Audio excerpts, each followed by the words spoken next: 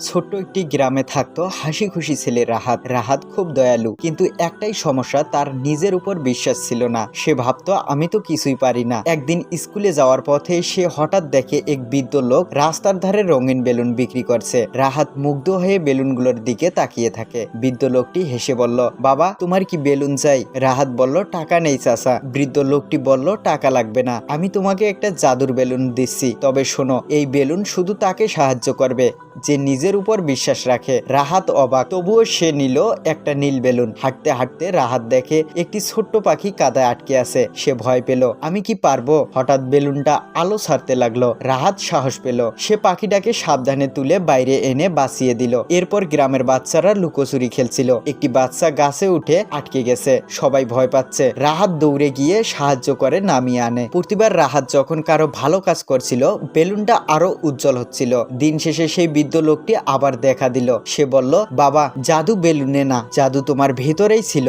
Balloon শুধু তোমাকে সেটা বুঝিয়েছে। রাহাত হাসলো। সে বুঝলো নিজের উপর বিশ্বাস থাকলে ছোট্ট মানুষও বড় কাজ করতে পারে। এভাবে রাহাত হলো গ্রামের সবার ছোট্ট হিরো।